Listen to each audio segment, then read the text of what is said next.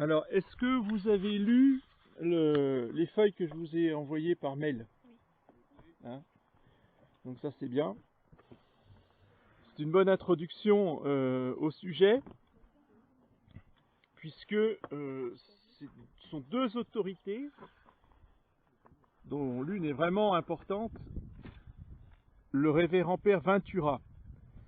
Le père Ventura est un religieux italien, donc membre supérieur général des Théatins, était consulteur du pape Pie IX pour la nomination des évêques.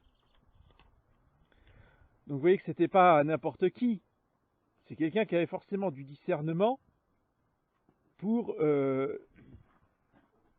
trouver les prêtres capables de recevoir la charge épiscopale et le gouvernement d'un diocèse. Le consulteur, c'est un conseiller Oui, c'est un conseiller. C'est-à-dire que vous avez une congrégation romaine qui s'appelle la congrégation des évêques, avec un cardinal préfet.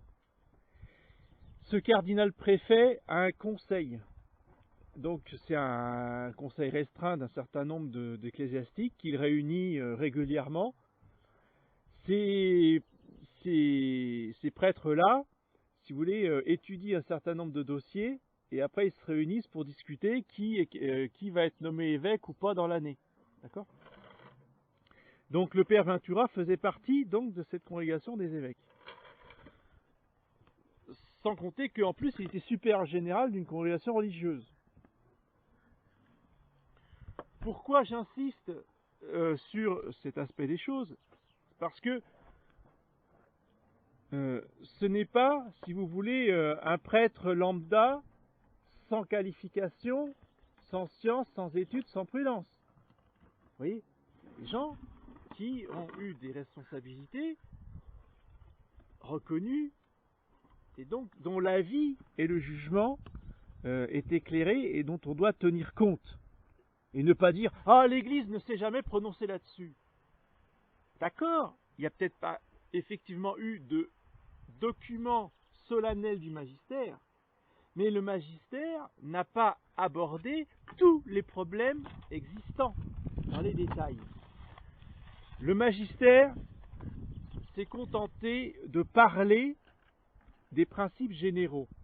Donc le magistère du pape, il y a du vent dans les voiles, hein.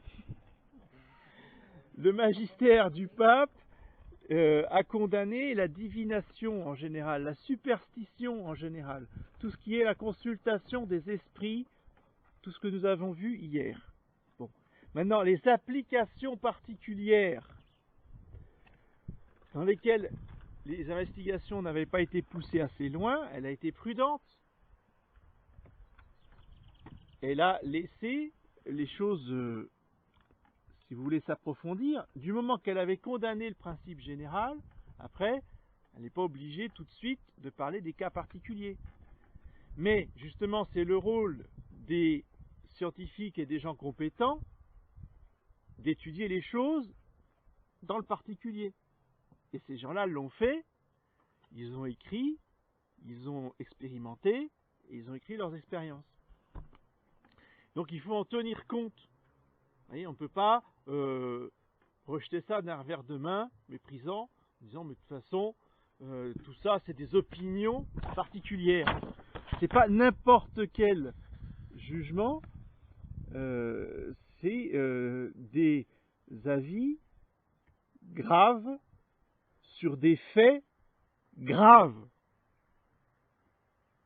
avec des conséquences très graves. D'accord ?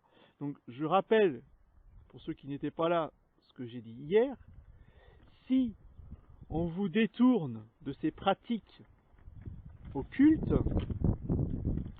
nous, et moi en particulier, je n'y ai aucun intérêt à ça. Vous voyez ? Je n'en retire aucun bénéfice, ni financier, ni apostolique. Par contre, ceux qui vous défendent, ceux qui vous qui défendent les magnétiseurs et les pendulistes, eux ont un intérêt au moins financier. Parce que les radiesthésistes en question, gagnant beaucoup d'argent par leur consultation, sont de très généreux bienfaiteurs des prêtres en question. Oh là là là là là.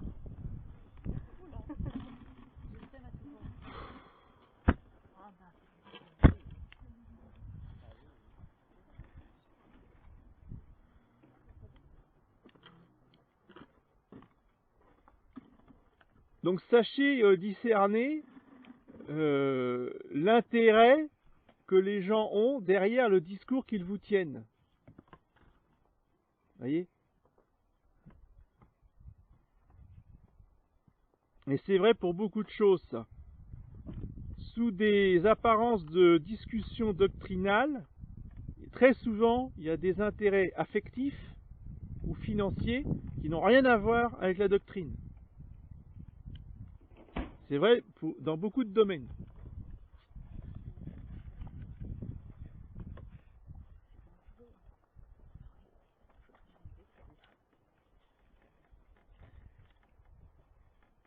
Alors, je voudrais reprendre la lettre du Père Ventura au chevalier Gougenot des Mousseaux, parce que c'est le chevalier Gougenot des Mousseaux qui a mené les expériences auprès de magnétiseurs, avec des médecins, avec d'autres hommes qui recherchaient comme lui. Donc l'approbation du Père Ventura à Gougenot des Mousseaux, si vous voulez, a une grande autorité pour ses écrits. Gougenot des Mousseaux, s'il est chevalier, il n'est pas chevalier de la table ronde, il est chevalier de l'ordre de Saint-Grégoire, si mes souvenirs sont bons. Soyons précis.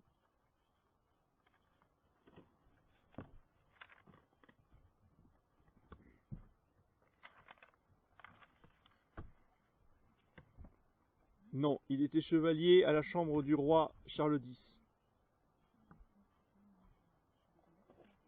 Bon. Mais en tout cas, il avait toute la confiance de Pie IX. Et voilà ce que lui écrit le Père Ventura. Donc,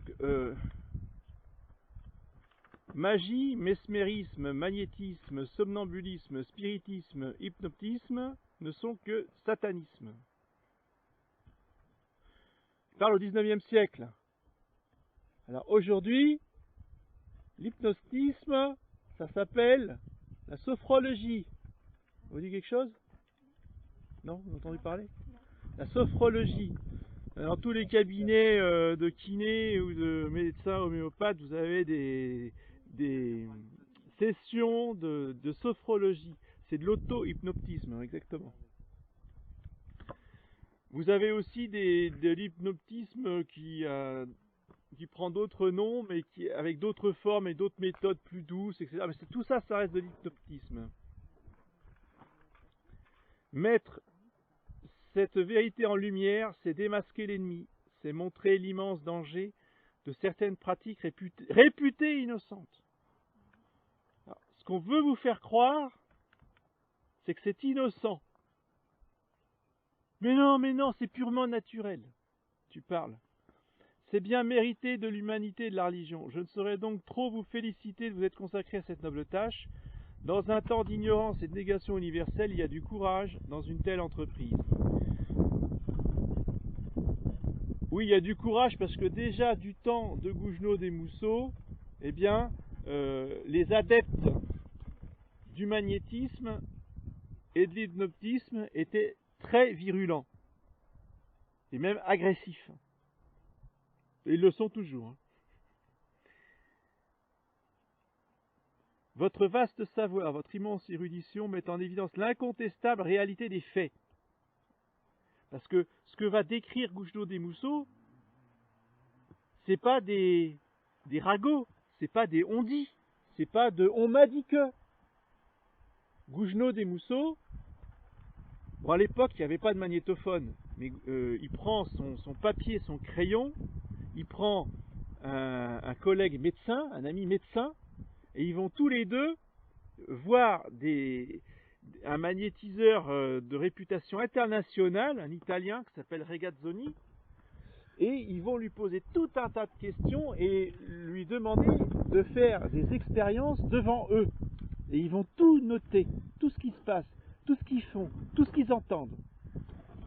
C'est pour ça que c'est intéressant Gougenot des Mousseaux, parce que c'est un scientifique dans le sens où il décrit des expériences qu'il a vécues lui-même.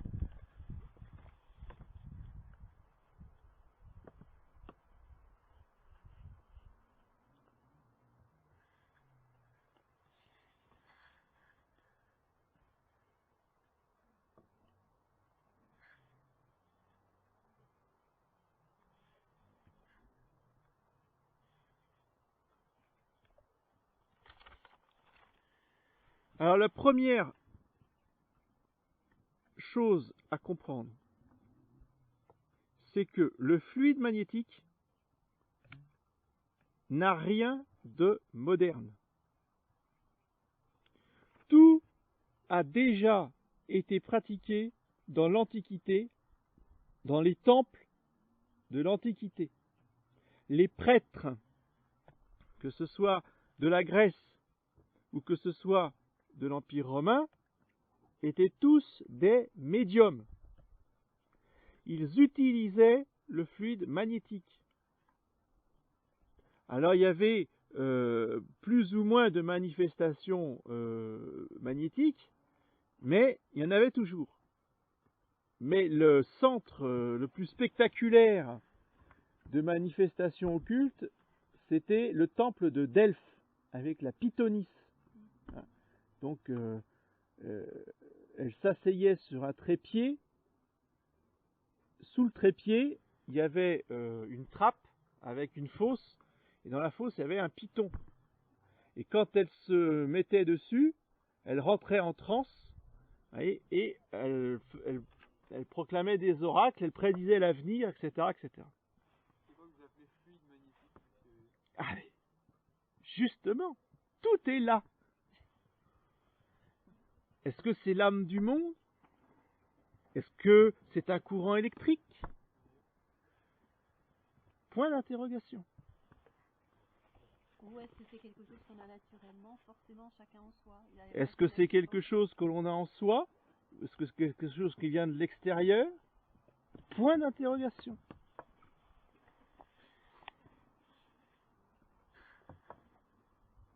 Alors, des prêtres de l'Antiquité ont expliqué un petit peu tous ces rites, et en particulier Plutarque. Plutarque qui était prêtre justement du sanctuaire de Delphes. Il résume dans son traité les notions sur l'âme du monde, je veux dire sur la force fluidique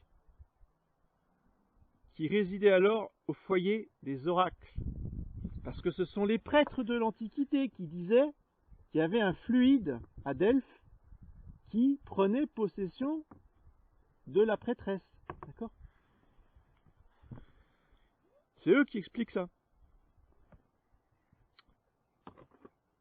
Donc si la doctrine de Plutarque s'insinue et se développe dans les ouvrages des philosophes et des magiciens d'Alexandrie, si elle se ranime, règne et se transmet au moment de la Renaissance, si quelque franches et tortueuses que soient les variantes du langage, nous la voyons reparaître chez l'historien fidèle de la Kabbale contemporaine qui s'appelle Eliphas Lévi. Alors Eliphas Lévi, c'est un copain d'Alan Kardec. C'est de façon un raccourci, mais c'est pour vous faire des relations à ce que je vous ai dit hier sur les religions spirites. Tout ça, c'est le même genre de bonhomme. Mais on se rend compte que depuis Delphes, jusqu'aux satanistes du 19e, la doctrine ressurgit régulièrement, voyez. Alors ne sera-t-il point du plus haut intérêt, dit Goujon des Mousseaux, de suivre cet agent mystérieux dans toute cette circonvolution? Alors nous serons libres de le contempler dans sa vie présente, sous les noms actuels et quotidiens.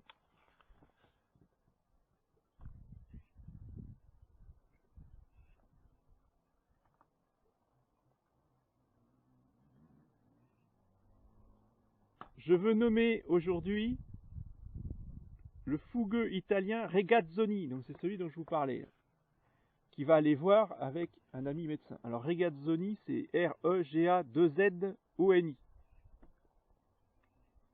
qui parcourait en missionnaire les villes, les châteaux et les cours,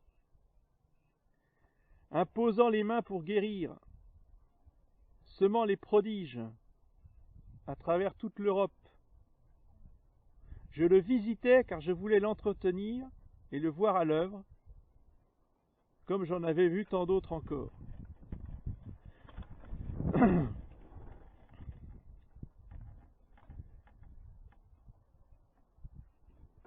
Eliphas Lévi disait la force, l'âme universelle du monde, saluée par les philosophes de l'Inde, de l'Égypte et de la Grèce, ce fluide, lumière et serpent séducteur, acclamé par le Moyen-Âge, puis oublié, puis reconnu de nos jours sous ses noms divers, c'est ça qui est très important. Il a de multiples noms. C'est pas parce que, ah mais oui, non mais, vous parlez de fluide, mais c'est pas du fluide. C'est une onde. Vous voyez, c'est pas la même chose. Si, ça prend des noms différents, mais c'est toujours la même réalité à travers les siècles. En un mot, l'agent de la divination et de la magie, c'est cela, le fluide du magnétisme. C'est eux qui le disent. Hein. Et ils en savent quelque chose.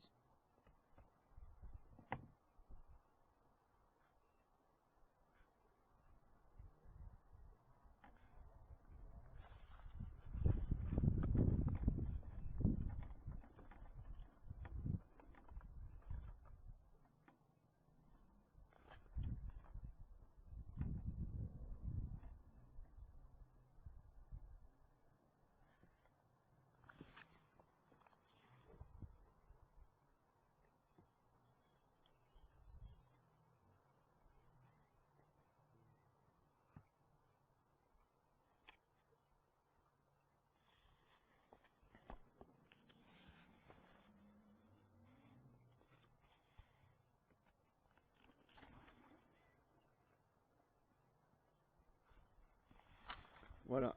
Donc, chapitre suivant. Séance particulière de M. Regazzoni sous mes yeux et sous les yeux d'un habile médecin de mes amis. La séance que je décris est toute particulière. Elle eut lieu le 18 mai 1856, de 8h le soir, donc 20h, à minuit. Je m'y rends, accompagné de 2 personnes éclairées et clairvoyantes. L'une d'elles est un savant médecin de mes amis. L'expression de la physionomie de Regazzoni est celle de l'énergie pétulante, de la franchise hardie. Il est pourvu de nombreux assortiments de sujets, de constitutions physiques différentes et toutes du sexe féminin. Une jeune fille se lève. Nous lui bandons les yeux. Et tandis que nous lui bouchons les oreilles, nous convenons avec M. Regazzoni qu'au signal donné par un de nos regards, il se regarde alors qu'elle a les yeux bandés et qu'elle a les oreilles bouchées. Donc elle ne peut pas percevoir l'échange de regards. Donc au signal donné par nos regards, il la fera tomber par terre comme d'un coup de foudre par la grâce de son fluide. Nous le plaçons à distance de sa victime. Elle ignore quelle sera la nature de l'expérience. Et nous rendons impossible, jusqu'au moindre signal, le contact entre elle et nous. Sur le coup d'œil que nous adressons à Regazzoni, celui-ci déchaîne l'agent mystérieux du magnétisme. C'est un coup de massue. La victime tombe par terre. Elle est comme assommée. Je me précipite, les bras étendus pour la retenir. « Laissez !» crie Regazzoni, comme si j'allais commettre un sacrilège. « Laissez-la tomber ! Jamais magnétisé ne s'est fait le moindre mal en tombant. » Habitué que je suis au prodige de cette nature, j'obéis. Grosse, grasse et lymphatique, la jeune fille est à terre. Elle est immobile et le marbre n'a pas d'autre raideur. Sa tête ne touche pas le sol. Un de ses bras est en l'air et ses jambes se maintiennent sur une ligne horizontale. Elle demeure indéfiniment dans cette posture, plus rigide qu'une statue de bronze.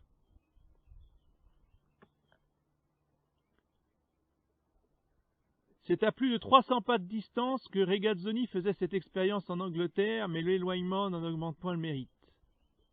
J'ai d'ailleurs, pour m'édifier sur la vérité de cette assertion, un livre qui contient le récit de ses succès. Une seconde expérience suit la première. Regazzoni trace sur le parquet, à la place qu'il nous fait choisir, une ligne imaginaire. Sans le toucher, il y dépose, ou plutôt, si je décris son geste, il y secoue, il y jette son fluide à l'aide de quelques passes. Dans l'attitude de la statue du silence, je lui marque du doigt le bout de mon pied comme un jalon devant former limite. Il était convenu que cette ligne fluidique aurait puissance de ne point se laisser franchir. Nous amenons alors une jeune fille qui s'avance à reculons, ayant les yeux bandés. Des passes l'attirent et son allure est dégagée. Mais à peine a-t-elle touché la ligne invisible que ses pieds, comme s'ils étaient subitement saisis et rivés au sol, tandis que le haut de son corps, emporté par l'impulsion de la marche, tombe et se précipite avec fracas sur le plancher. La soudaine rigidité de ses membres est celle d'un cadavre glacé, et ses talons sont cloués avec une précision mathématique à la limite que j'avais fixée. Nous choisissons encore 3 jeunes filles, destinées à subir ensemble l'action tyrannique du fluide, qui les jette à la fois dans une rigidité cataleptique.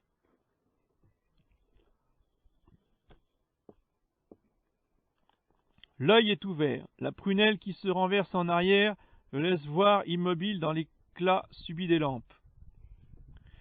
La surprise de sifflements cruellement aigus qui nous font bondir et crispent nos nerfs ne les fait ni tressaillir ni sourciller. Chez elle, l'œil est pétrifié, l'oreille est morte, les nerfs ne sont plus qu'un froid argile.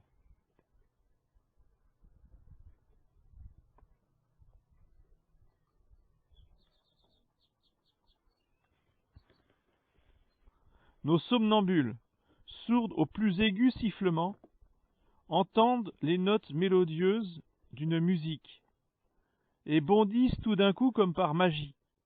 Toute catalepsie cesse au bruit de la musique. Les fluidisés restent alors suspendus de la manière la plus étrange dès que la musique se tait et réalisent à nos yeux la merveille féerique de la Belle au bois dormant. Leur mouvement, lorsqu'elle sort de l'immobilité de l'extase, est gracieux et lent, ou fébrile, selon le mode de la musique, selon les lenteurs suaves ou les soudains élans de la mélodie. Et ces jeunes filles, séparées l'une de l'autre, ne forment qu'un seul être que fait mouvoir ou que raidit instantanément un même ressort. Ailleurs, et plus d'une fois, je vis durer et renouveler le prodige de ces attitudes aussi longtemps que naissaient et renaissaient nos caprices. Le fluide magnétique, le principe universel, le fluide vital agit, s'insinue, opère, et la chair vivante qu'il pénètre devient une statue.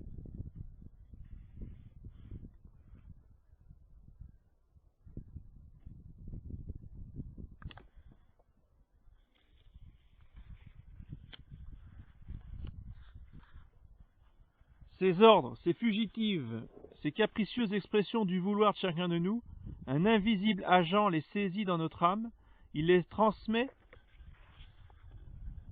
il surexcite la vie, il allume le feu de la fièvre ou le délire dans la chair, et soudain il glace le mouvement. Il renverse les lois de la nature, la violant à outrance, il lui impose brutalement les siennes. Maintenant, voulez-vous que par mon action magnétique, j'inspire à l'une de ces femmes un amour de feu, un délire de passion, ou au contraire une aversion subite et violente pour tel objet, pour tel meuble, pour telle personne, que me désignera votre signe muet? Et, effectivement, ça se fait. C'est-à-dire que, tout d'un coup, vont se prendre d'un amour irrésistible, comme si c'était un être aimé ou un enfant, pour un fauteuil, une commode ou n'importe quoi. Ou alors exactement le contraire. Ceci dit, ça se fait toujours, ça. Hein. Ça, c'est des... Ce que je vous décris là, depuis le début, c'est des spectacles de cabaret. Pour votre information, il y en a sur Dailymotion, hein, ça continue toujours. Hein. Il y a des gens qui se sont magnétisés et manipulés exactement comme ça.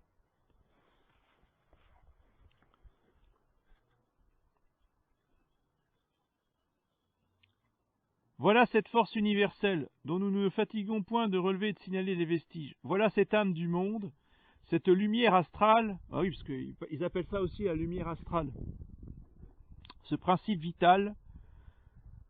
Voilà cet insigne agent du magnétisme animal, déguisant le surnaturel sous les artificieux travestissements du langage, s'appropriant le plus innocent des noms, le nom d'un fluide, pour couvrir la plus menteuse des sciences.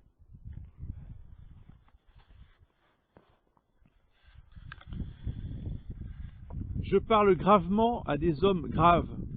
Ils m'accorderont pour un quart d'heure, tout exceptionnel, la sorte de licence que la profession médicale exige du médecin la plus réservée. Le fluide animal, ou le fluide animé, vient d'abattre dans un fauteuil. Oui, bon, là, il y a... Je ne lirai pas la chose. On va dire que le magnétiseur est capable de faire gonfler la personne ou une partie du corps de la personne d'une manière monstrueuse et en un instant, enfin, de faire redevenir la personne telle qu'elle était au départ. Et donc il y avait un médecin présent qui a examiné la jeune fille en question pendant l'expérience. Donc il l'a ausculté, il l'a palpé pour voir s'il n'y avait pas de trucage. C'est quelque chose absolument pas, enfin, c'est pas humain, c'est pas naturel, voyez. Mais voilà ce que peut faire le magnétisme.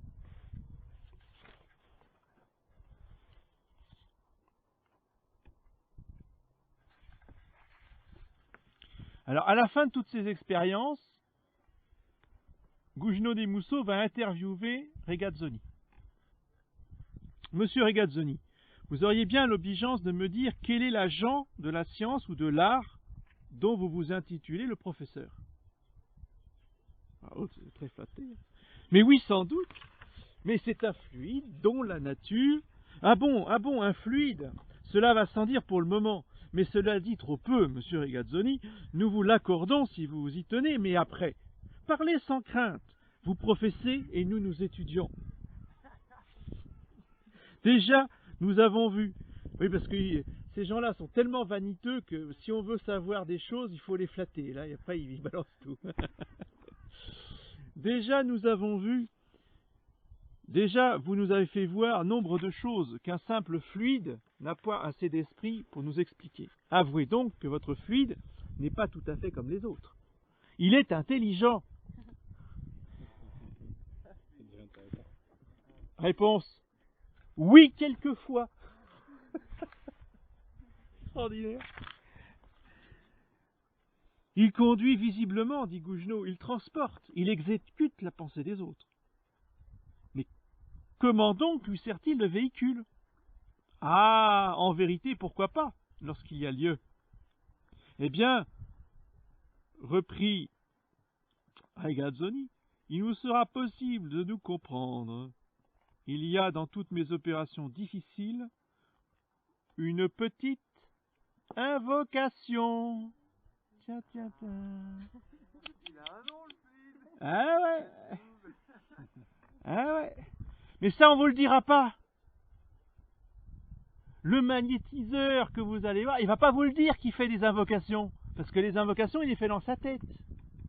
Mais il vous prétend que c'est purement naturel. Mais attention, je fais des invocations à des esprits bénins. L'invocation est fort du goût des esprits. Mais elle n'a rien de nécessaire. Et dans telles circonstances, ce sont eux qui nous font des avances et qui viennent nous demander de les invoquer. Ah, mignon. Ils savent même nous les faire sans se découvrir.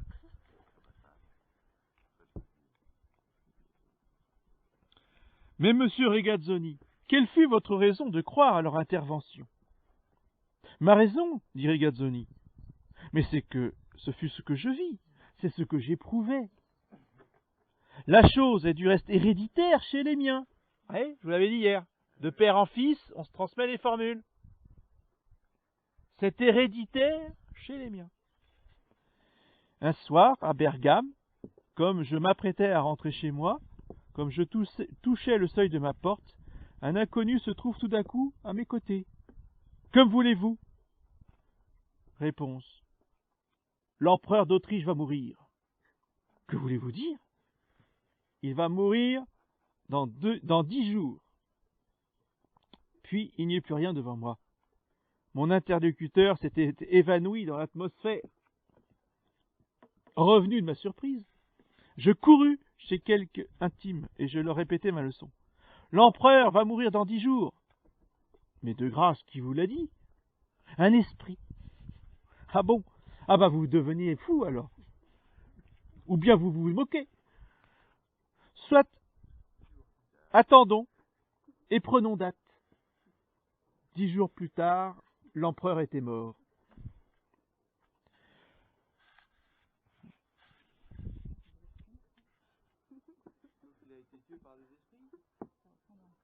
Une autre fois, je me trouvais à Tunis, accompagné de 2 de mes cousines. Ayant passé tout le jour à donner des séances de magnétisme, je tombais d'épuisement. Mais il m'est impossible de dormir dans une pièce où j'ai trop longtemps magnétisé.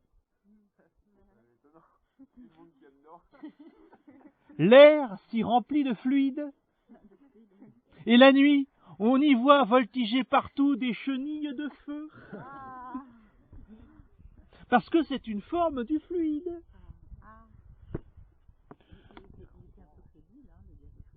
Bien sûr. Je couchais à côté de mon parent dans une vaste pièce. À peine venais-je de me mettre au lit que je me sentis frapper sur l'épaule et tout aussitôt une voix distincte me dit « Il y a dans la chambre un grand danger qui vous menace. » Et que veux-tu dire par là? Et pensant avoir affaire à mon cousin, point de réponse de sa part. Il allume, il dormait du plus lourd sommeil. Je le secoue. « Prends tes armes et viens voir. » Il se lève, nous inspectons tout et nous ne trouvons rien. Une deuxième fois, on me frappe à l'épaule et on me répète les mêmes paroles. Nous cherchons partout et nous trouvons dans la chambre d'à côté un scorpion à 5 nœuds qui allait piquer mes cousines. À cette époque de l'année à Tunis, la piqûre du scorpion à 5 nœuds, c'est la mort. En un clin d'œil, nous nous étions armés d'une pincette et d'une serviette mouillée et nous saisissions le terrible animal. C'est la Providence qui les a protégés. Bien sûr.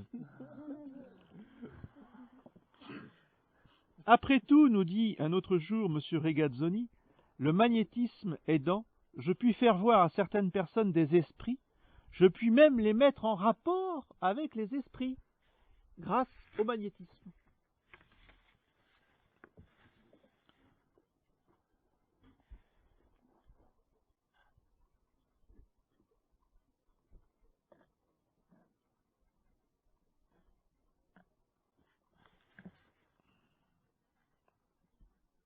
Voilà pour les témoignages de Gougenot des Mousseaux par rapport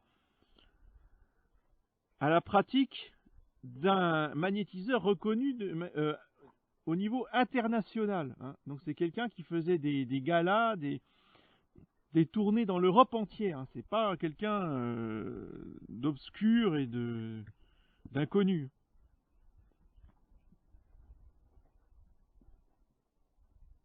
Alors voilà ce que conclut Gougenot des Mousseaux. Je sais que la matière ne peut ni penser, ni obéir à mes caprices. Sinon, la matière cessant d'être ce qu'elle est, se confondrait avec les esprits intelligents. Ainsi, lorsque mon âme porte sur ces opérations un œil attentif, il lui est impossible de ne point avoir aussitôt qu'elle le veut, la conscience de son acte. Dans la plupart des expériences, que d'invisibles puissances entrent en nous et sortent de nous pour obéir à notre parole, pour exécuter les volontés muettes de notre âme. Regazzoni croit à notre exemple à l'active intervention des esprits, mais il croit en outre aux merveilles d'un fluide à l'aide duquel il agit sur les esprits, et grâce auquel les esprits travaillent. Souvent même, vous le voyez mêler et confondre l'un avec l'autre, ces deux sortes d'agents. Ce fluide qui lui semble surabonder dans ses veines et s'échapper par ses mains, c'est ce qu'il vous raconte. Ça passe par les mains et ça se communique aux autres. Donc ce fluide flatte, remue, exalte son amour-propre. Partageant et propageant l'erreur intéressée de ses confrères, se figure-t-il posséder dans un riche privilège de sa nature une source intarissable de merveille et de supériorité. En un mot, il est le disciple de Plutarque, dont il rajeunit le système. Il est ainsi que Eliphas Lévi, le disciple de celui qui sait se faire comprendre sans qu'il lui soit nécessaire de se rendre visible.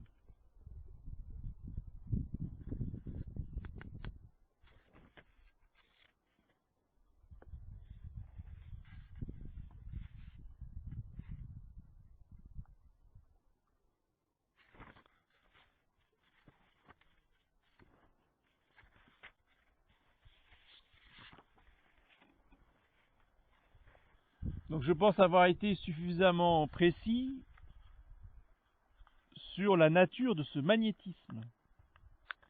Maintenant, voyons un petit peu une application de ce magnétisme à un objet, à un instrument. La baguette. Parce que, à travers les siècles, c'est très important de comprendre ça, c'est la baguette de bois qui a été utilisée. Et au 19e siècle, à la fin du 19e siècle,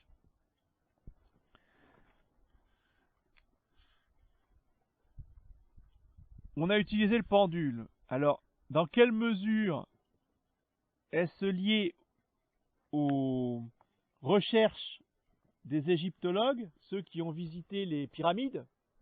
Je n'en sais rien, j'en ai pas la preuve précise et documentaire, mais je pense qu'il y a un lien, parce que les chercheurs ont trouvé des pendules dans les tombeaux des pharaons.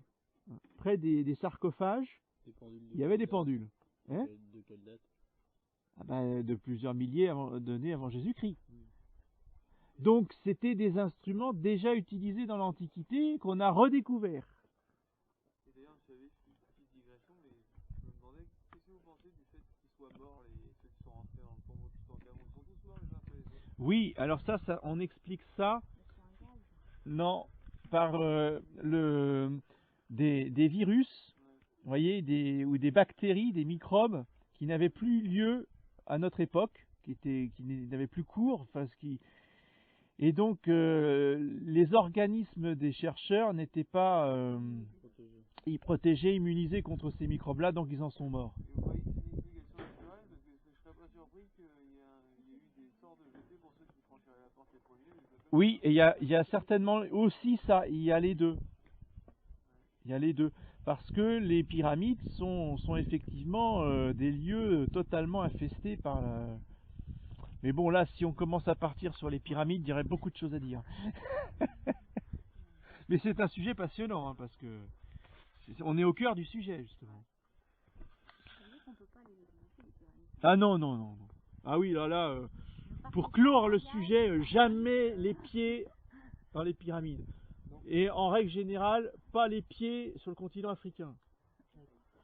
L'Afrique est complètement sous l'emprise de la sorcellerie. Alors les voyages de noces, où vous voulez, mais pas en Afrique, pas en Asie, pas en Chine.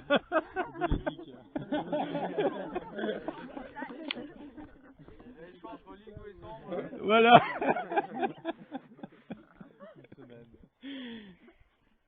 Alors, la baguette, on appelle ça la rhabdomancie. Hein, on a parlé hier, la rhabdo, parce que rhabdo c'est baguette, c'est le bois. C'est rhabdo. Alors là, on va citer Bisoire. Un Bisoire qui a écrit un traité remarquable des rapports de l'homme avec le démon.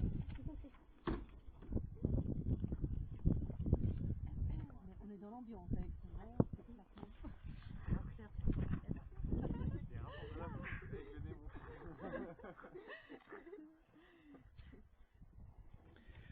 Alors les Chaldéens, les Babyloniens, pendant la déportation, avaient donné aux Juifs les moyens de faire de la divination avec la baguette. D'accord? Donc déjà, Israël était agressé par ces pratiques de magie. Et le prophète Osée, au chapitre 4, en fait un vif reproche à ses contemporains. Alors la baguette, sa forme, son usage, la manière de s'en servir ont varié selon les temps et les lieux.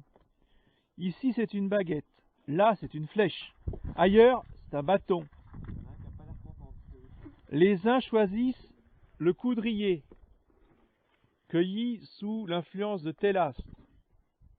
D'autres, par contre, prennent du fer, de l'os, de la baleine, etc. Parce que c'est de la foi que la baguette tient sa vertu. Vous avez entendu, hein? Si vous croyez pas, ça marche pas. Si vous croyez pas, ça marche pas. C'est ça que ça veut dire. Et si vous croyez pas en son efficacité, Bah oui, si vous croyez pas qu'elle peut vous dire des choses, eh bien, ça marche pas. Disons même de son mouvement, il varie partout. Ça, c'est très important. Parce que c'est vrai de la baguette, c'est vrai du pendule. Le pendule, il dit oui en tournant à gauche si vous êtes d'accord avec ça. Mais si pour vous, oui, c'est tourner vers la droite, le pendule, il dira oui en tournant vers la droite. Ça dépend des gens. Oui. Un courant électrique, hein, ça dépend pas de ce que vous voulez. La prise, elle vous électrocutera toujours avec le même voltage que vous vouliez ou que vous vouliez pas. Et c'est pas parce que vous voulez du 15 volts alors qu'elle vous en donne du 220 qu'elle va vous donner du 15 volts. Mais le pendule, oui. C'est ça qui est génial.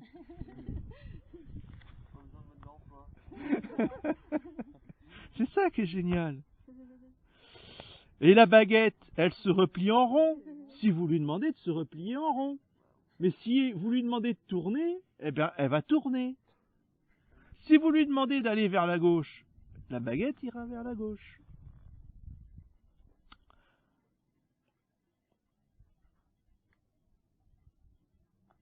Aussi obéissante qu'intelligente, la baguette lit les pensées de son maître. Elle répond à sa confiance. En fonction de ce que son maître demande, la baguette elle va trouver des sources, mais elle ne trouvera rien d'autre. Elle pourra passer au-dessus de fer, de l'or, de l'argent, elle ne bougera pas. Parce que son maître a demandé de l'eau. Mais si son maître a demandé du fer, alors la baguette, elle ne tournera que la même baguette. Pas une autre, la même. Elle ne tournera que sur le fer. Mais elle ne connaîtra plus l'eau. Elle ne connaîtra pas l'or non plus. Si vous lui demandez de trouver de l'or, alors elle tournera sur l'or, si elle en trouve.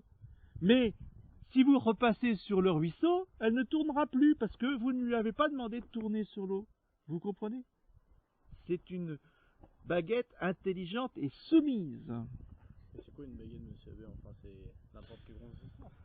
Ou un bois spécial. Ça peut être, ça dépend alors ce que je viens de te dire tout à l'heure, ça dépend des régions, ça dépend des personnes. Il y en a qui choisissent que du coudrier, il y en a d'autres qui prennent des baguettes en fer, il y en a d'autres qui vont dire il faut prendre du cuivre parce que le cuivre est conducteur, du fluide. Il y en a d'autres qui diront il faut prendre de l'os, tu vois. Il y a toutes les théories possibles. C'est comme le pendule. Il y en a qui diront il faut surtout pas prendre de plastique, il faut prendre un pendule en cuivre. Il y en a d'autres qui diront non, non, non, pas du tout. Le meilleur pendule, c'est un pendule en cristal de roche, parce que ça vibre ça résonne avec le fluide. Tu vois, tu as toutes les théories possibles. Donc, elle découvre les sources, elle découvre les mines de fer ou d'autres, elle guérit les fractures, elle réduit les luxations, elle découvre les voleurs, les trésors cachés, elle découvre les gens perdus. Et sachez que la police fonctionne avec ces gens-là, et ça marche. Oui, mais ça marche, ça peut marcher.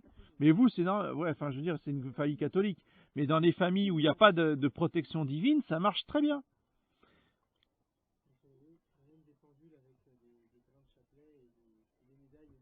Ah, on trouve de tout. Ah oui, oui. Il y en a qui disent justement que la personne n'invoquerait pas, mais le fait de penser, elle veut chercher de l'eau, donc son cerveau sécrète je ne sais pas trop quoi. Alors, ce sont que des mensonges, tout ça. Ouais. Donc le principe général qu'il faut que vous reteniez, c'est que le cerveau humain n'a aucune possibilité d'agir sur la matière à distance. Si vous voulez agir sur la matière, vous êtes obligé, le cerveau est obligé de donner un ordre à votre bras qui va obéir au cerveau. Il va saisir le pot d'eau, il va prendre le pot d'eau et il va faire quelque chose avec l'eau. Jamais votre cerveau ne pourra bouger le pot d'eau à distance. Ça, vous voyez, c'est le mode de fonctionnement angélique. L'ange saisit les objets matériels en appliquant sa volonté sur l'objet. Et précisément, le démon veut faire croire à l'homme qu'il fonctionne de la même façon que lui. Et en fait, il agit à la place de l'homme en disant non, c'est toi qui agis. Ça vient de toi, mais pas du tout. Voyez, c'est le menteur qui se rend invisible. Et surtout qui veut surtout pas qu'on sache que c'est lui qui agit. Donc il fait passer ça pour un pouvoir personnel.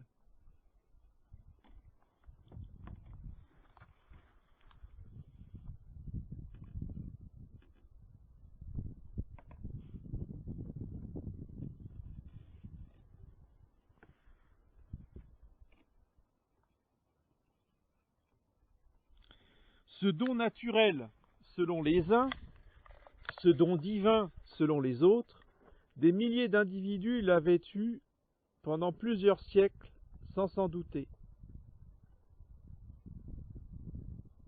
Bientôt, on ne se borna plus à trouver de l'eau et des métaux. La baguette distingua les limites d'un champ, indiqua le lieu précis où se trouvaient les bornes.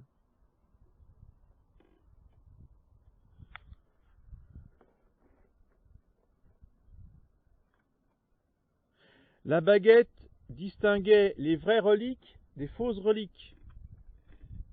Elle dévoilait l'infidélité des femmes. elle connaissait les pensées. Quand on cherchait des minéraux, ouais, j'aime bien, et la fidélité des hommes. Attends.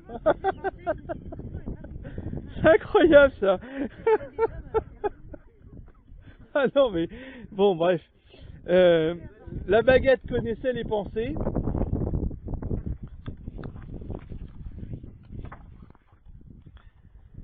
Quand on cherchait des minéraux, elle cessait de tourner sur les eaux et vice versa. Cette précieuse découverte rendait de grands services.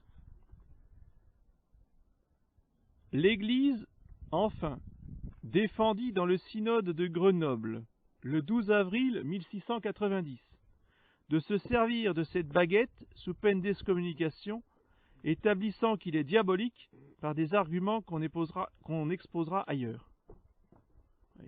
Donc, non, c'est un concile, c'est pas un évêque, c'est un concile particulier. Alors, c'est pas un concile universel, c'est un concile particulier, c'est-à-dire c'est les évêques d'une région de France qui se sont réunis à Grenoble pour décréter ça. Alors, d'accord, c'est pas le magistère du pape, c'est pas le magistère universel, je suis d'accord, c'est quand même pas n'importe quoi, c'est pas n'importe qui. Ça mérite au moins qu'on en tienne compte. Et que, à la limite, si vous n'êtes pas convaincu à 100%, que des personnages aussi savants, respectables et autorisés vous disent ça, ça mérite au moins que vous vous absteniez par prudence. Ce qu'on appelle aujourd'hui le principe de précaution. 1690.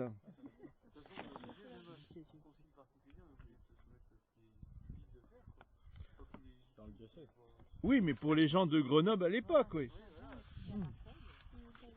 Voilà, il a le breton. Et ça, s'il y a quelqu'un qui veut faire ce genre de choses sur un chrétien, et ce chrétien se met à prier, ben là, ça peut pas marcher. Il est protégé par... Alors, comment? Non, mais c'est vrai que ça peut le protéger, oui, tout à fait. En tout cas, si on a conscience des choses, oui. Alors, par exemple, là où ça marche très bien, c'est pour l'hypnose. L'hypnose. Vous avez dit que ça dépendait de notre volonté. Oui. Donc, si la personne bloque avec sa volonté et qu'elle prie justement pour résister, eh bien, elle ne peut pas se faire hypnotiser. L'hypnose ne marche pas. Il faut le consentement de la personne hypnotisée. On parlait de Sainte-Thérèse d'Enfant Jésus, elle en parle justement. Elle dit il faut être comme celui qui se fait magnétiser, il faut qu'il donne sa volonté. Elle le dit carrément. Il faut donner sa volonté au bon Dieu, comme ceux qui vont se faire magnétiser. Voilà. Sauf que ceux qui vont se faire magnétiser, ils donnent la volonté aux démons. Voilà, c'est la seule différence. Ceux qui se font magnétiser, ils peuvent résister eux-mêmes. Bah oui, si. Le sang, c'est les magnétiseurs de sang, donc elle dit c'est pas une barrière. Voilà, oui. Donc pour l'hypnose, c'est clair. Ça bloque tout.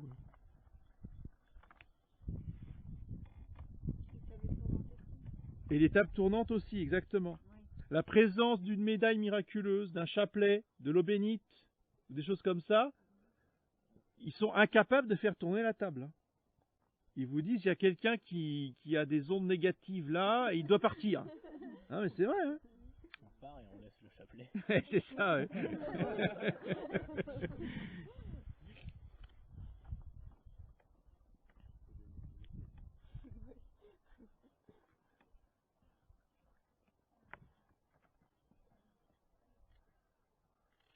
Alors le père Lebrun nous dit qu'il faut connaître le vrai moteur de cette baguette intelligente. Qu'est-ce qui fait tourner le pendule ou qu'est-ce qui fait tourner la baguette intelligente?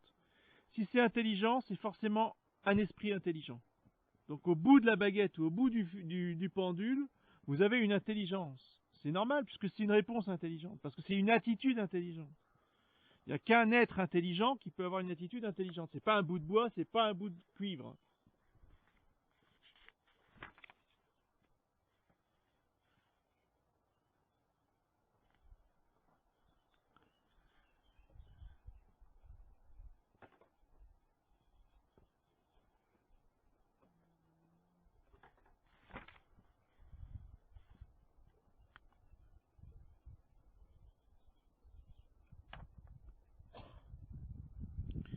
Donc, je vous ai dit qu'il fallait qu'il y ait on va appeler ça dans un premier temps une convention entre le radiesthésiste et son pendule. C'est-à-dire, il doit dire à son pendule, quand tu veux me dire oui, tu tournes dans tel sens. Quand tu veux me dire non, tu tournes dans tel autre sens. D'accord? Ben, le père Lebrun dit que ce n'est pas vraiment un pacte avec Satan, ça, mais c'est un pacte tacite. Parce que quand on ne peut attendre un effet ni de Dieu, ni de la nature, il ne sert même à rien de dire qu'on renonce à tout pacte. On ne doit pas même recourir pour faire le bien à quelque usage qu'on ne croit pas naturel. Donc on dit qu'il y a un pacte tacite entre le radiesthésiste et l'esprit qui fait tourner le pendule. C'est-à-dire ce pacte tacite, c'est pour me répondre, tu me dis oui en faisant tourner dans tel sens et tu me dis non en faisant tourner dans l'autre. Mais c'est pas explicite, puisqu'il ne croit pas dans l'esprit. Il croit que c'est une force naturelle. Mais en fait, dans la réalité, c'est ça que ça veut dire. Et ça entraîne des conséquences, bien sûr. Moi, j'ai le témoignage donc d'un homme, d'un apiculteur, que j'ai bien connu, qui habite pas loin d'ici, très brave homme, qui était de bonne foi, et qui faisait beaucoup de pendules. Et des pendules pas pour faire du mal, hein, des pendules pour faire des recherches archéologiques. Donc il recherchait des vieilles pierres, vous savez, les morceaux de poterie, etc. avec le pendule. Et il trouvait. Puis un jour, ils étaient à côté d'une abbaye, et bon, ils étaient en train de faire tourner leur pendule, puis d'un coup, ils entendent quelqu'un qui hurle, mais à faire frémir dans la sacristie de l'église abbatiale, à côté de laquelle ils faisaient leurs recherches. Alors ils se précipitent pour voir ce qui s'était arrivé, ils croyaient que c'était... Et ils voient un homme allongé par terre, couvert de sang. Ils se précipitent pour l'essuyer, ils allaient appeler les secours. L'autre dit non, mais... Il était complètement paniqué, il n'était pas blessé, mais il était couvert de sang. Il y avait des reliques dans la sacristie, et il s'est mis à interroger le pendule à propos des reliques. Et il a dit que le pendule s'était mis à tourner à toute vitesse. Et alors, il ne sait pas trop ce qui s'est passé, mais il s'est retrouvé dans une panique pas possible, et tout recouvert de sang. Alors, du coup, il est parti, il a dit plus jamais je toucherai au pendule, et le monsieur dont je vous parle, qui a été témoin de la scène, n'a plus jamais touché un pendule de sa vie. Ça a au moins servi à ça. Il ne faut pas nous dire que c'est innocent, hein. Il ne faut pas nous dire qu'il n'y a pas le démon derrière. Alors, comment? On ne sait pas. Enfin, apparemment pas. Mais en tout cas, il s'est retrouvé avec le corps couvert de sang. C'est quand même très impressionnant, hein. Et j'ai un exemple très proche de moi qui m'avait beaucoup frappé à l'époque, parce que ça aussi, c'est le bon Dieu, il nous montre comme ça les choses. Il s'agissait de la BRI, pour pas le nommer, qui est quand même qui est un ingénieur un esprit très scientifique. Il y avait un autre séminariste qui jouait du pendule comme ça tout le temps. Un fanatique du bio aussi qui pendulait toute sa nourriture pour savoir s'il n'y avait pas trop de produits chimiques. Voilà, ouais. Alors, non mais, donc la BRI qui commençait à se moquer de lui, ouais, vous avec votre pendule, c'est ridicule, enfin, tout ça c'est des blagues et tout. Alors le séminariste qui dit oui c'est des blagues, vous dites ça parce que vous êtes rationaliste, vous comme tous les ingénieurs, vous êtes avec la formation moderne. Essayez, vous verrez. Alors, comme il était un peu curieux de la chose, il a relevé le défi. Il m'a dit bah, donnez-moi votre pendule, je vais voir si ça marche. La BRI qui commence à très sceptique, n'y croyant pas une seconde, hein, commence à jouer avec son pendule. Et c'est lui qui me l'a raconté personnellement. Et c'est pas des bruits de couleur, ça. Hein. Il m'a dit, il n'y avait pas 5 minutes que j'avais le pendule dans la main, que le pendule s'est mis à tourner à une vitesse phénoménale. Il m'a dit, c'est pas un émotif la BRI, hein, mais il m'a dit, j'ai jamais eu autant peur de ma vie. Alors du coup, il n'a pas rendu le pendule. Il est allé le jeter très loin dans le Rhône. Et il a dit, plus jamais je ne toucherai ce machin-là.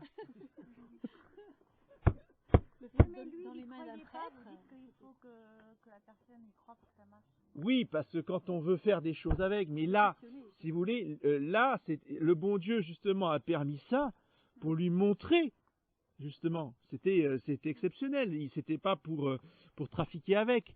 Lui, il voulait un peu voir ce que c'était. Le bon Dieu lui a donné cette grâce de lui a montré ce que c'était. Vous voyez? Et ça, c'est pas des blagues. Mais le séminariste qui pendulait, attendez, il disait son chapelet tous les jours. Il allait à la messe tous les matins. Il communiait tous les jours. Est-ce qu'on faisait toutes les semaines? Ah, il voulait que du bien. Ouais, tiens, tu parles, il voulait que du bien. N'empêche que avec son pendule, il trafiquait avec le démon. Et le milieu bio est complètement infecté de gens comme ça. Ah, bien sûr. Parce que l'un des courants du bio, c'est la biodynamie. Dans le Pousse-toi, s'il te plaît. fondateur, c'est Rudolf Steiner. C'est un type qui est complètement... Enfin, c'est la théosophie, mais alors... Voilà. Les gens qui sont dans ce milieu-là, ils sont complètement... Très, d'idées comme ça. Ouais. très souvent, oui, tout à fait. Donc vous voyez que quand on vous dit, quand des laïcs qui viennent à la messe Saint-Pie V, même Nanunakum, qui vous disent « Mais non, c'est pas possible, c'est pas le démon parce que je prie le chapelet », ça n'a rien à voir. On peut prier le chapelet à la messe Saint-Pie V et trafiquer avec le démon. Oui, parce que eux, ils n'invoquent pas, ils disent rien, c'est personne qu'on connaît. Non, non, eux, ils n'invoquent pas, mais c'est pas, il y a pas, la preuve, parce qu'avec l'histoire de la BRI, il n'y a pas besoin d'invoquer le démon. Il vient tout seul. Même quand on l'appelle pas.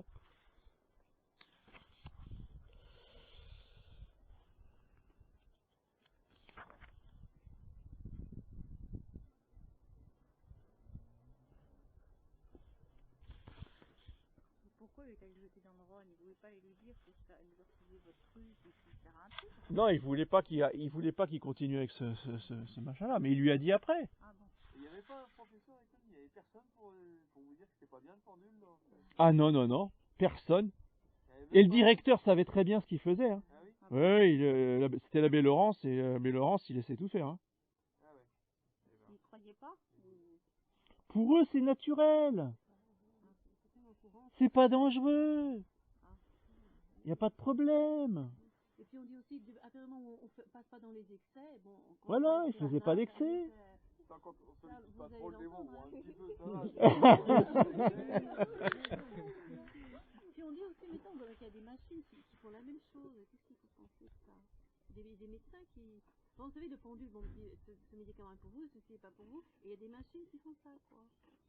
Alors, on nous dit, justement, c'est du... Ça, j'aimerais voir. Ben, justement, à Saint-Malo, là, monsieur, c'est une machine.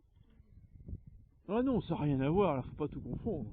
Je parle pas de celui que vous allez voir, hein. Ouais, non, mais... Mélangeons pas tout. Alors... Encore une autre interrogation d'un magnétiseur. Peut-on soustraire ou tripler les forces d'un sujet magnétique? Réponse, oui. Produire des effets d'attraction sur les êtres animés ou sur des corps inanimés? Oui. Opérer la suspension des corps matériels? Oui. Faire exécuter des mouvements opposés aux lois de l'anatomie? Oui. Faire atteindre à des hauteurs hors de proportion avec la grandeur naturelle? Oui. Le sujet peut-il marcher sur des points d'appui contraires à sa constitution et lois de l'équilibre? Oui. Peut-on produire sur sa personne des inflammations? Oui. Oui, voilà, ça explique tous les tours de fakir, là, où il marche sur des braises, il marche sur des pointes, il se couche dessus, etc. L'esprit peut-il faire des apports matériels? Oui. Le magnétisé peut-il parler plusieurs langues inconnues? Connaître des sciences ignorées? Oui. Communiquer avec les morts? Oui. Fasciner son magnétiseur?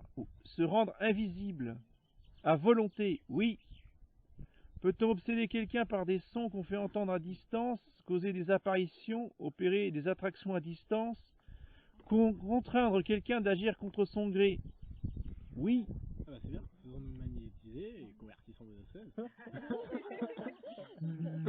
Il est drôle. Quelle bonne idée. Ça y est, il va reprendre un- Peut-on rendre idiot, fou, tuer, sans laisser de traces visibles? Réponse, oui. D'accord? Qui c'est qui répond aux questions là? C'est le pendule. Ah, ils sont terribles, hein. Ah, quel mauvais esprit. Je pensais pas à ça. Oui, mais tout le monde y a pensé. Non, c'est cité par Bisoire. C'est le tome 5, page 500 et suivante. Donc ces réponses-là sont données par Monsieur K. Agnès dans son livre La magie magnétique. Peut-on donner une maladie privée de l'usage d'un membre? Oui. Peut-on donner des coups à distance très grande? Oui. Oui. Donc c'est rien de moins que de la sorcellerie. Hein. Avec la sorcellerie, on fait la même chose. On peut faire écraser des avions avec. Oui.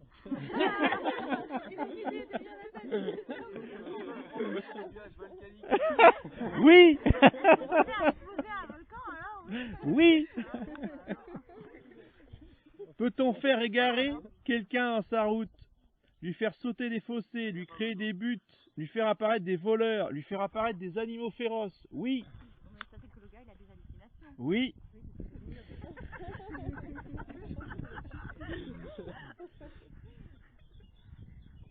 Peut-on agir sur des masses à la fois, leur faire voir, toucher, manger des productions réelles en apparence? Oui. L'homme peut-il avoir à ses ordres des esprits dégagés de la matière? Oui. Peut-il provoquer des pluies, des vents et des tempêtes? Oui. Ah, donc les volcans aussi. Et Kanye ajoute qu'il prouvera toutes ces choses, que toutes ces choses ont été faites et qu'il est possible de les produire par le magnétisme comme principal agent.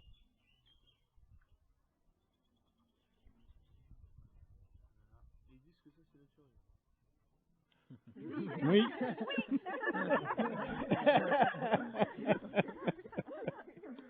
Exactement. Mais là, ce sont des personnes qui sont enfin, une haute expérience quand même. Ah oui. Ça, Ah bah oui. là, ils invoquent vraiment le démon pour faire ça. Non, pas forcément, mais ça n'empêche que ça marche quand même. Et le pendule, c'est pas encore ça, tout ça, parce que là, on avait des degrés. Bah oui, super. Vraiment, pour aller faire tout ça. Voilà. Alors justement, donc, on va Ah bah oui. on arrive au pendule lui-même. Ah, les avions assassins. Rien de plus. Ouais, mais enfin, après, faut pas voir partout. Oui, ça sent Ah, bon, c'est naturel aussi qui existe, monsieur l'abbé,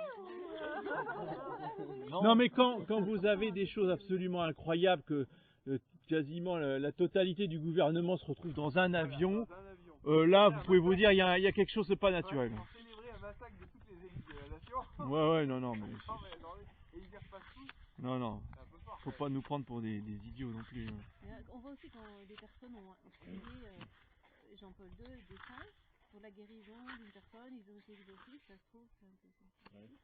Oui, parce que maintenant, elle est plus guérie. Ah oui, ah bah, Ouais, le miracle il a cessé. Ouais. Non. ou alors Ah, je c'est sais la pas, je preuve. crois que c'était une religieuse, je crois que c'était Si, ouais, c'était une religieuse. Oui. elle s'est guérie, elle a communiqué avec lui de passe par neuf. Ah ouais. C'est la preuve que le média. On va faire un procès psychiatrique. Alors, à la fin du XVIIIe siècle, le pendule détrôna peu à peu la baguette. ce phénomène coïncide également avec l'apparition du courant spirit, qui atteignit son apogée au cours de la deuxième moitié du XIXe siècle. On notera cependant que la baguette du sourcier servait essentiellement à détecter la présence de l'eau. Le pendule, quant à lui, a une utilisation bien plus vaste, avec des applications très différentes, dans la mesure où il sert d'outil de décision, dont la réponse détermine un point de vue dans des domaines aussi différents que ceux des jeux de hasard, du dépistage des maladies, de la recherche des vies antérieures, des examens scolaires et de bien d'autres choses encore. Beaucoup d'ecclésiastiques, de médecins, d'adultes, de vieillards s'adonnent au jeu du pendule. Énormément de prêtres ont fait du pendule. Ils font du pendule. Et ça, c'est une catastrophe. Parce que justement, c'est à cause d'eux que beaucoup de fidèles disent « Mais voyez bien que c'est pas mauvais, puisque c'est l'abbé Untel qui vous en a parlé, qui en faisait lui-même. » Et la sœur de Monseigneur Lefebvre faisait du pendule. Alors ça peut pas être mauvais, puisque une fille de Monsieur et Madame Lefebvre ne peut pas faire quelque chose de mauvais. Hein? Alors, le pendule, quant à lui, a une utilisation bien plus vaste, on a dit. Passion et vocation, ce sont là deux mots qui reviennent fréquemment dans le discours des praticiens du pendule. Un auteur avoue, tel est, en ce qui me concerne, le cas de la radiesthésie qui est devenue, depuis une vingtaine d'années, une passion, pire, une véritable drogue, dont mon esprit use de façon quasiment quotidienne. Tous les utilisateurs du pendule font la même constatation, ça marche. Le pendule répond aux sollicitations par des réponses simples, oui, non.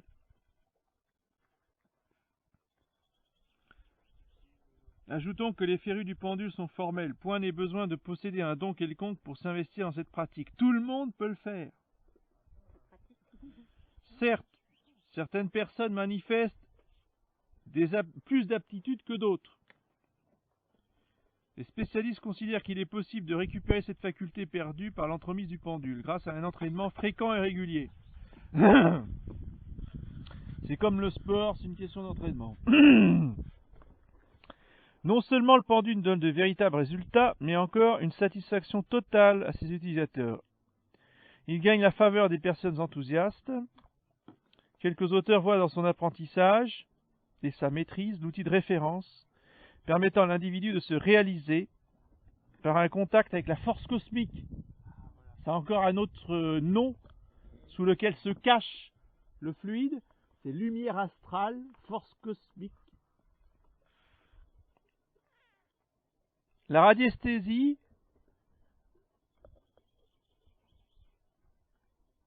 serait sur le point de rencontre entre la clairvoyance, la prophétie et l'intuition. Son champ d'action illimité ouvrirait sur des réalisations qui dépassent l'imaginable. Le pendule est l'outil par excellence de l'ère du Verseau, sachez-le. Donc du nouvel âge. Voilà.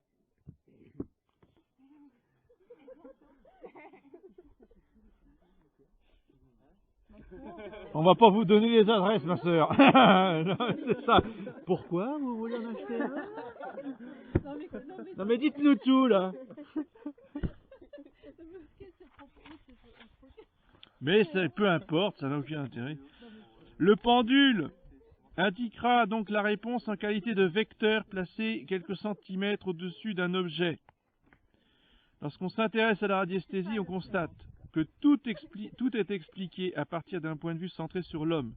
L'intellect explique, mesure, valide la perception de nos cinq sens. On évoque le phénomène en le créditant d'une approche scientifique. Il suffit de comptabiliser les réponses du pendule et de tirer les ratios qui valident la pertinence des résultats. Le pendule est auréolé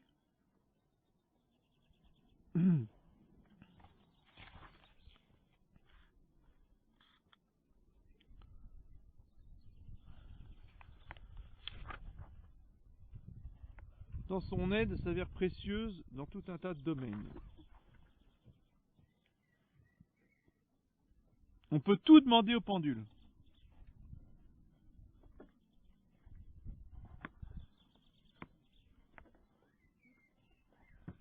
La certitude d'employer un outil efficace et sans danger, utile au prochain, est l'idée généralement répandue dans le milieu des pendulistes.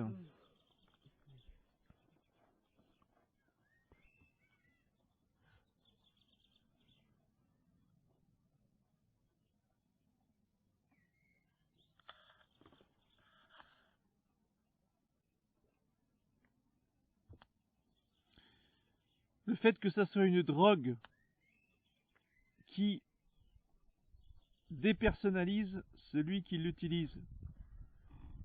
On a dit hier, il ne peut plus rien faire, il ne peut plus rien décider par lui-même, il faut qu'il consulte son pendule.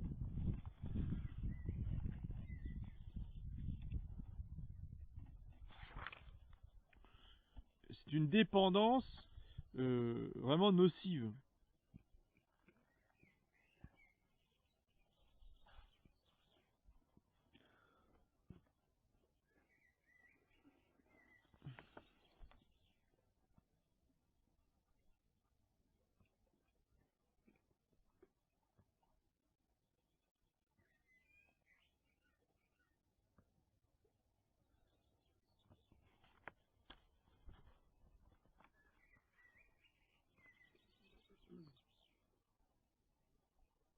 Entre le pendule, les cartes, les verres, la table tournante, il n'y a pas de différence réelle. Ces objets sont soumis au même fonctionnement. Un esprit, donc un ange, voire plusieurs anges, répondent à la sollicitation d'un opérateur en lui prélevant une certaine quantité d'énergie pour imprimer un mouvement à un objet. Les esprits, donc les anges qui se trouvent, les mauvais anges, qui se trouvent dans la matière astrale, peuvent sans difficulté lire les pensées des humains terrestres, lire les informations écrites, voir le rayonnement des corps finalement, connaître des choses se situant ici-bas et les transmettre aux demandeurs. Monsieur Abbé, mais pour ce qui est des pensées et tout ça, vous avez dit pourtant qu'il n'y a que Dieu qui peut voir, qui peut lire. Oui, mais il y a pensée et pensée. C'est-à-dire qu'il y a des pensées qui sont purement intellectuelles, abstraites, et il y a des pensées, en fait, quand on se parle dans la tête. Ouais. Vous voyez ce que je veux dire? Ça, il entend. Ouais. Parce que ça met en jeu des facultés sensibles, en particulier l'imagination et la mémoire. Et ça, c'est des parties qui sont très localisées dans le cerveau. Alors aujourd'hui, avec l'IRM, vous savez ce que c'est que l'IRM? C'est-à-dire qu'on vous met des capteurs sur la tête, et quand vous pensez, par exemple, à certaines choses, vous voyez votre cerveau sur l'écran d'ordinateur, et vous avez la zone qui change de couleur. D'accord? La zone utilisée est colorée. Alors ça, c'est une matérialisation, si vous voulez, par l'ordinateur, mais l'ange, il n'a pas besoin de ça, lui. Il voit très bien quelle partie de votre cerveau est en train de penser, etc. Vous voyez ce que je veux dire? Voilà.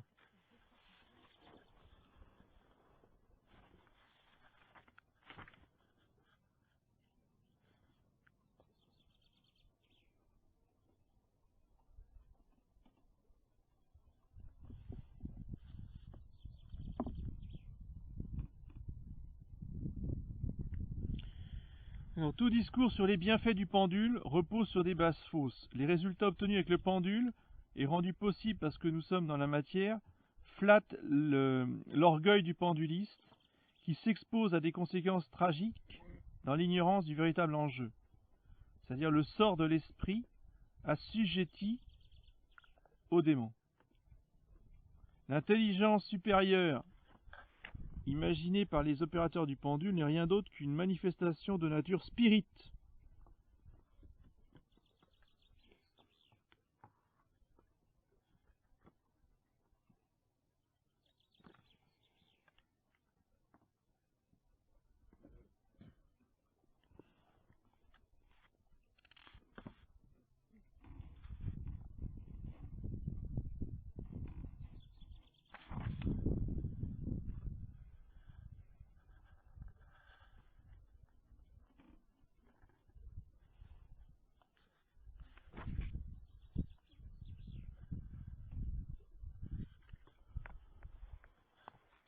Voilà.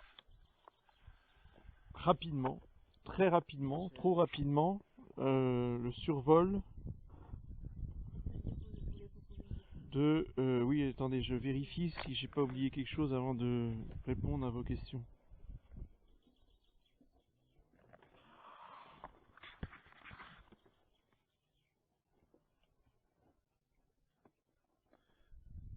Oui, c'est ça. Bon, éventuellement,